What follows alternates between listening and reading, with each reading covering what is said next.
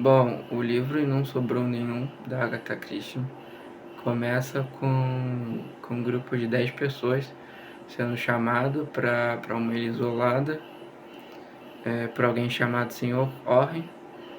Além dessas pessoas, né, também tem o casal Roggers. E cada pessoa que foi chamada e foi para a ilha, né, foi para lá por um momento, por um motivo diferente, né? E aí também ninguém conhecia o Senhor Orren. E as pessoas que foram para lá, né, foi a Vera Clayton, que é jovem, trabalha como governanta, é o Dr. Armstrong, que é médico, é o General MacArthur, que é já mais velho, o juiz Hargrave também é mais velho, né? É Anthony Maston, que é mais jovem, né? Impossível. Amy Brent, uma senhora mais rígida. Philip Lombard, que tem um jeito mais confiante. E o Blood, que aparenta ser só mais uma pessoa mais comum, né? Aí chegando lá na ilha, fica um clima meio desconfortável, né? Porque o senhor Orren não se encontrava lá na ilha, né? E aí já ficou um clima meio desconfortável e tenso, porque a ilha já era num lugar isolado. Mas eles continuam conversando entre si, tentando entender como eles, porque eles estavam ali. E, e aí acontece um momento decisivo que um toca-discos é ligado e começa a sair uma voz dele falando que cada pessoa dali, né, tinha cometido um assassinato no passado. E aí fica um clima mais tenso, mais pesado ainda, né? Porque gera uma desconfiança entre eles. Mas ainda piora, né? Porque aí acontece a primeira morte do Anthony. Ele morre engasgado porque estava bebendo uma bebida. E aí fica um clima mais pesado e tenso, né? Eles começam a ficar mais desconfortável e ficam meio desconfiados, né? Um de cada um. E aí que a história realmente começa, né? De um jeito mais tenso e com o pé atrás, né? Um receio entre eles.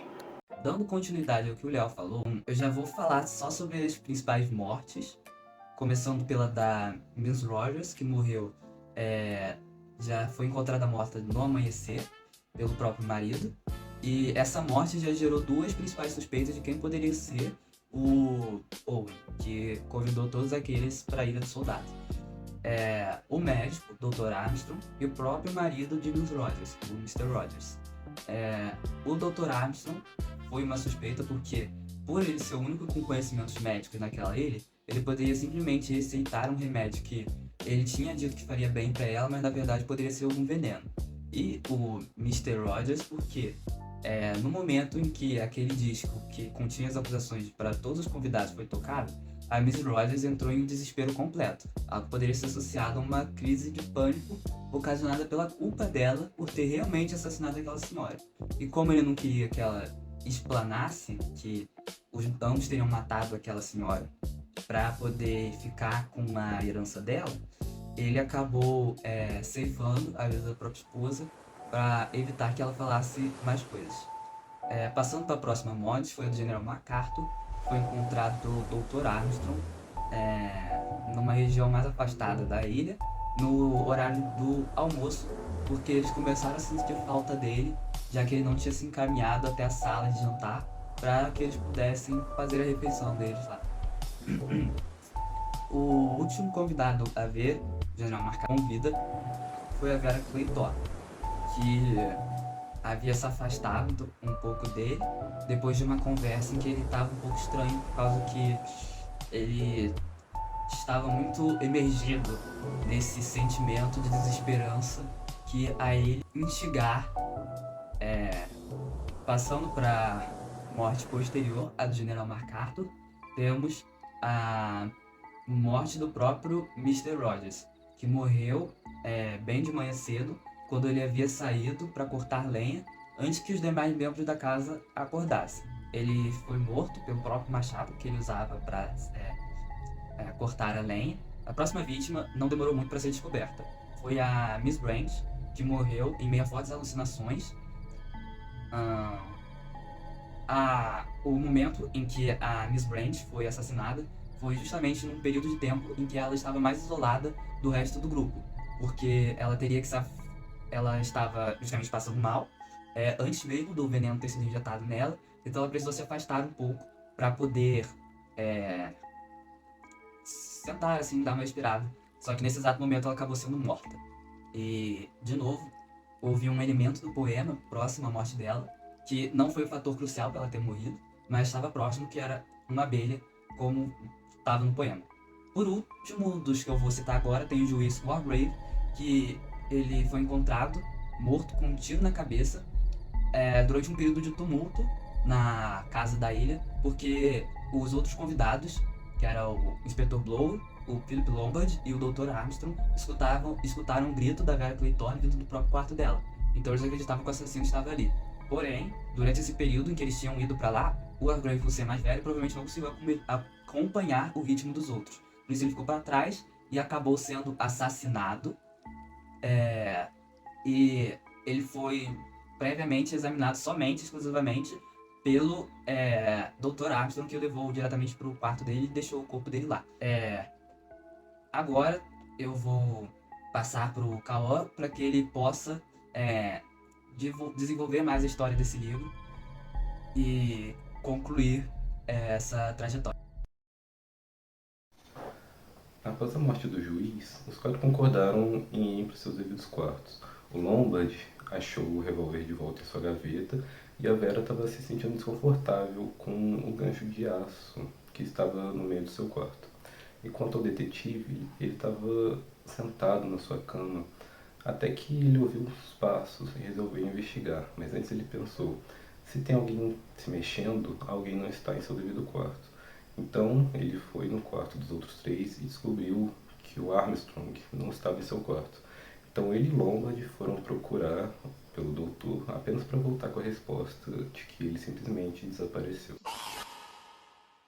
Depois desse acontecimento, após tomar um café da manhã, eles foram para um pequeno rochedo revezar em quem fazia sinais para a cidade próxima em busca de resgate, até que o detetive sentiu fome e foi até a casa para se separar.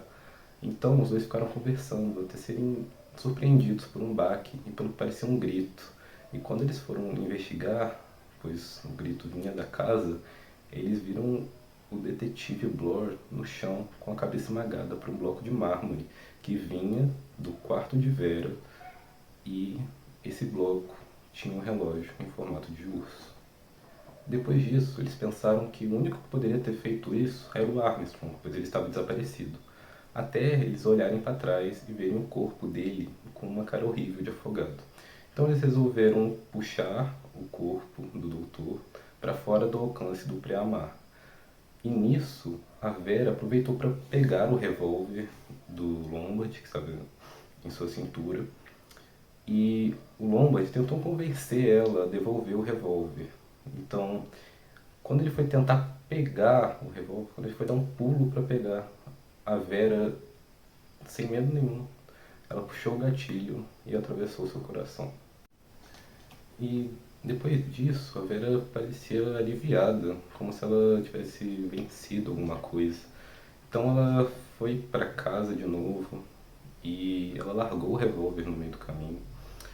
E lá dentro, ela foi até os bonequinhos, derrubou dois e ficou com o último e caminhava até o seu quarto, pois ela acreditava que Hugo, que era um homem que ela amava, estaria lá. E no caminho, ela também se lembrava do último verso do pequeno poema, mas com uma pequena alteração feita em sua cabeça. Ele se casou e não sobrou nenhum. Então, ao chegar em seu quarto, Vera abriu a porta e se deparou com uma cadeira e uma corda no gancho de aço. E como um robô, ela subiu na cadeira, ajustou o nó da corda, colocou em sua garganta e chutou a cadeira. Agora que terminamos essa sequência misteriosa de assassinatos da ilha, falarei um pouco sobre as nossas críticas e os aspectos de romances policiais em relação ao livro. O Red Herring, ou arenque vermelho, que isso? Não no sentido literal. Sai daqui, ô bobão. Enfim, na literatura, esse termo significa o mesmo que pistas falsas, e essa obra está cheia disso. Como a introdução misteriosa de Blore, o Armstrong sendo o único com conhecimento médico, e etc. Também temos a arma de Chekhov, que é um conceito para dizer que tudo o que acontece e é mostrado no livro não é em vão, como por exemplo a mentalidade de Vera, que levou ela a se suicidar no final. Além disso, sabemos que o assassino sempre esteve presente naquela ilha, e que na verdade o detetive, que deveria ser genial, foi apenas mais uma vítima do Sr. Owen. E bem, como estamos terminando, caso você queira saber mais das personalidades de cada um, e principalmente saber quem é o assassino, leia o livro e cheque você mesmo se você também vai considerar ele um dos maiores suspenses da literatura.